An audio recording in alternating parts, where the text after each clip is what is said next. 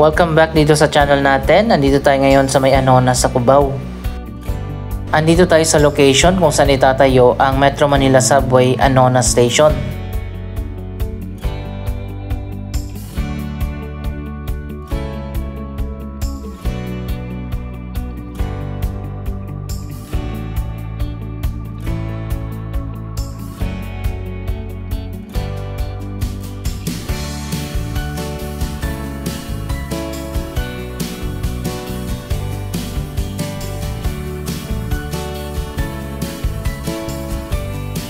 So ayan guys, nagsimula na nga na ma-demolish ang ilang mga building dito, mga commercial buildings, may hotel, para bigyang daan ang pagtatayo ng underground station.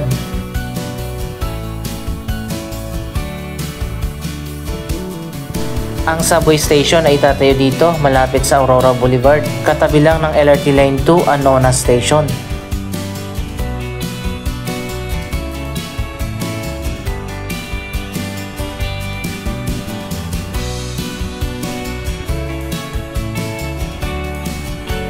Ito yung dating Astrotel na na-demolish na nga. Buti hindi kasama sa i-demolish na building ang WCC o World City College.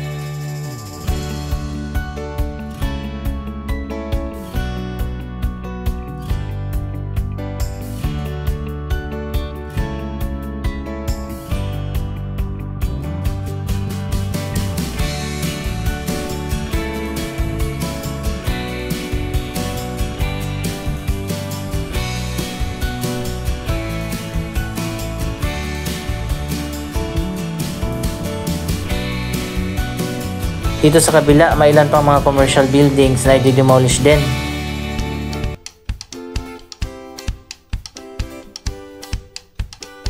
Ito ang LRT Line 2 Anonas Station. Hindi man directly connected pero magkatabi lang ang magiging station ng Metro Manila Subway.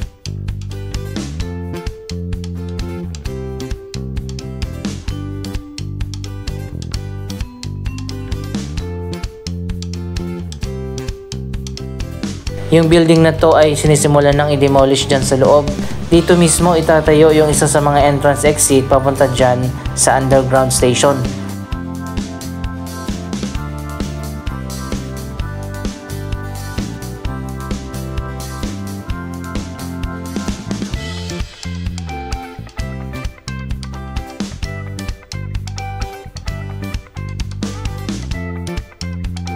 Magiging convenient para sa mga commuters kapag nagbukas na ang subway station dito. Hindi na kailangan pang maglakad ng malayo para mag-transfer mula LRT Line 2 papunta ng Metro Manila Subway.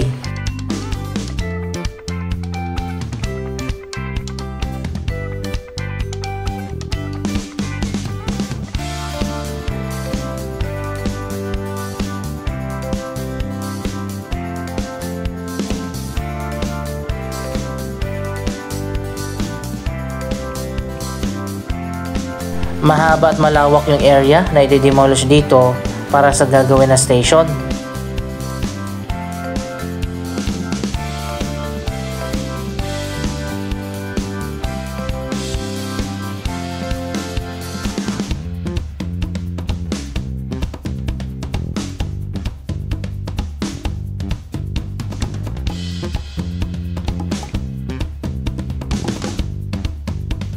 Ayan guys, makikita naman natin dun sa likod, ilang bahay na rin ang na-demolish na.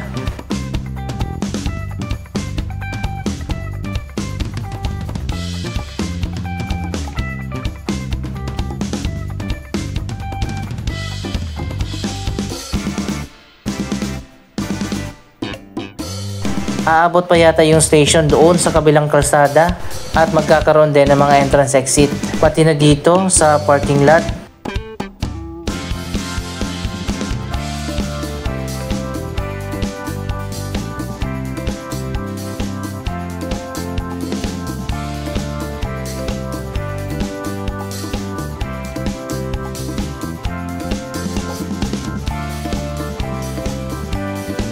Yung mga madidemolish na mga bahay at mga commercial buildings, babayaran naman yan ng gobyerno.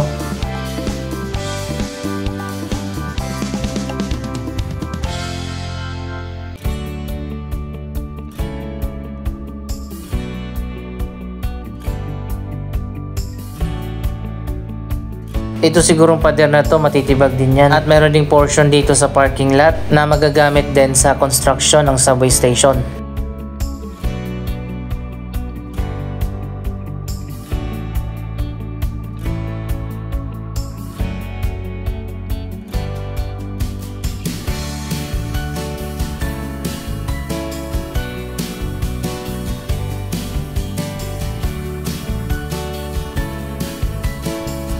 Bakit kaya dito napili ng Metro Manila Subway na idaan ang station? Sa tingin ko mas okay kung doon sa Araneta City, Cubao at maging connected ang subway sa MRT3 at LRT Line 2. Pero mahirapan sila doon kung saan itatayo yung station dahil puro mga kondo na ang nakatayo dyan sa Araneta. Kaya siguro dito na lang napili sa Anonas. Mas okay na rin naman na dito i-connect ang Metro Manila Subway dahil katabi lang nito ang Anonas Station ng LRT Line 2.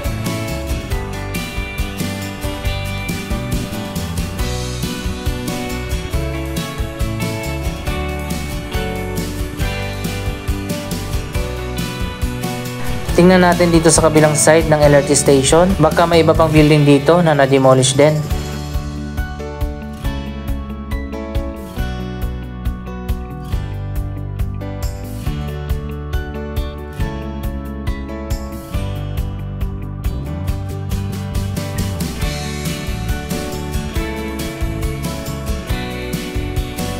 Meron nga dito sa kabilang side ng LRT station. Yung malawak na property dito nakatabi ng station ay kasama din sa na-demolish na.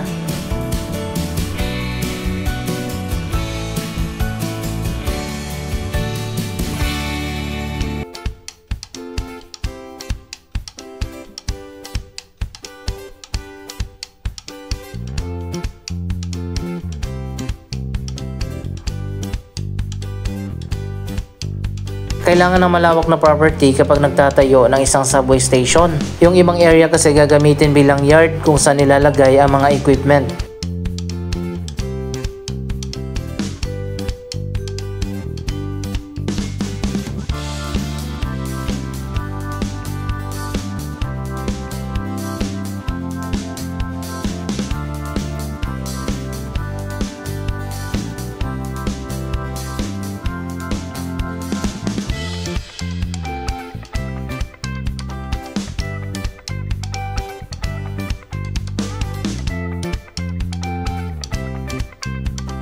Ito naman yung south entrance ng Anonas Station ng LRT Line 2. Tuloy-tuloy na nga ang progress sa iba't ibang mga Metro Manila subway stations. Mula sa East Valenzuela hanggang sa Shaw Boulevard. Ang Phase 1 ng Metro Manila Subway ang advance na yung progress. Nasa 50% na yata ang progress ng 4 na station. Ang East Valenzuela, Quirino Highway, Tandang Sora at North Avenue Station.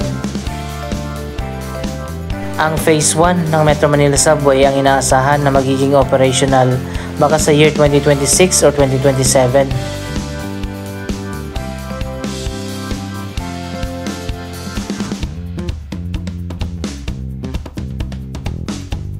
Samantala, delayed naman yung pag-award pa lang ng mga kontrata para sa 7 pang station ng Metro Manila Subway.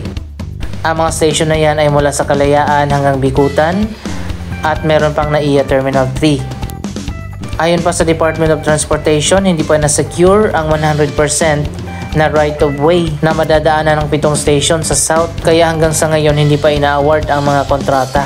Ibig sabihin, delayed ang mga proyektong yan.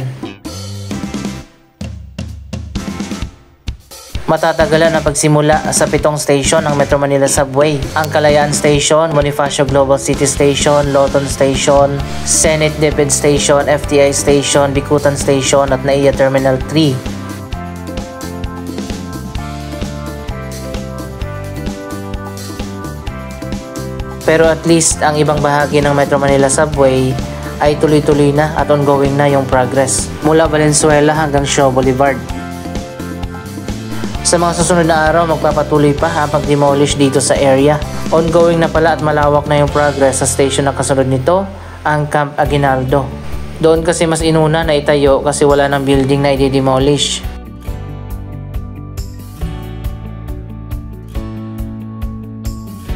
Andito naman tayo ngayon sa Metro Manila Subway, Quezon Avenue Station.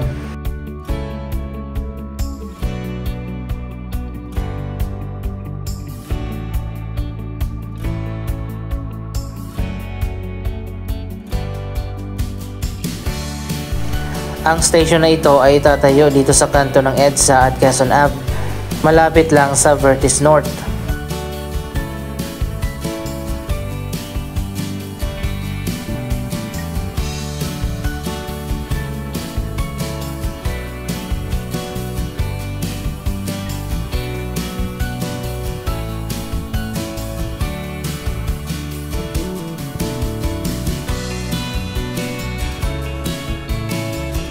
Magkakaroon din pala dito ng transport terminal.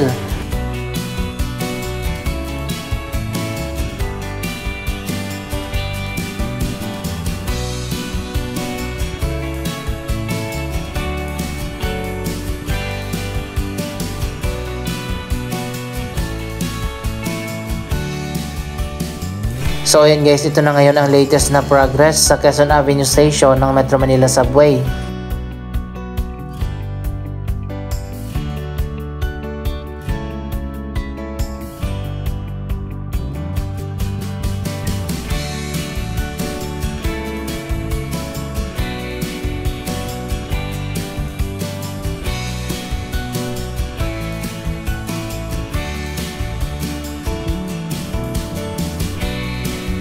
Natapos na nga yung clearing dito at mga pre-construction activities.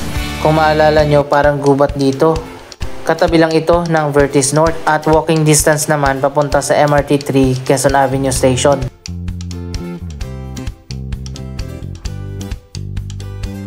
Speaking of Vertis North, patuloy din ang iba't ibang mga projects na ginagawa dito.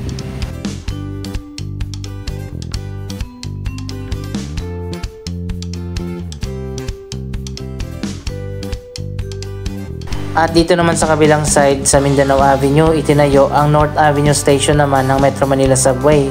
Ang station na yan ay bahagi ng Phase 1 na inaasahan na magiging operational sa year 2026 or 2027. Walking distance naman ito sa MRT 7 North Avenue Station na itatayo dito at sa common station kung nasaan ang MRT 3 at LRT Line 1.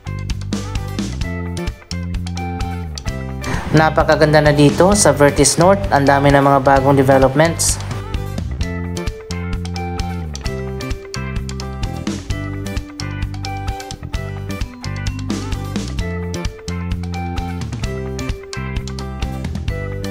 Matatapos na ang bagong One Vertis Plaza.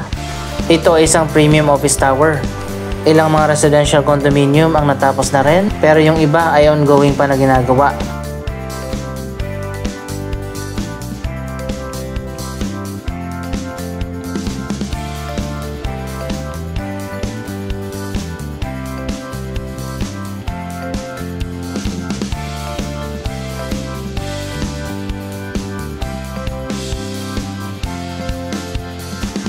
Ito ang Rain Park na bahagi ng Central Plaza ng Vertis North.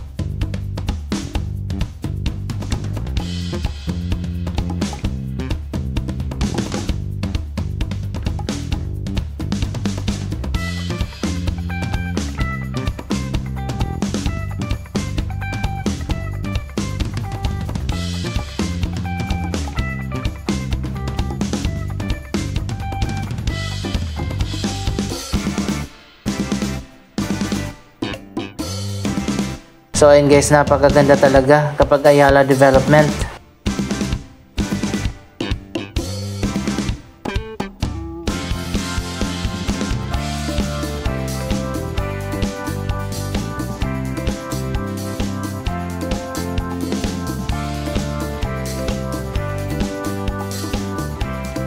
Magpapatuloy pa ang development ng Vertis North sa mga susunod na taon. Malawak pa yung area na i-develop dito.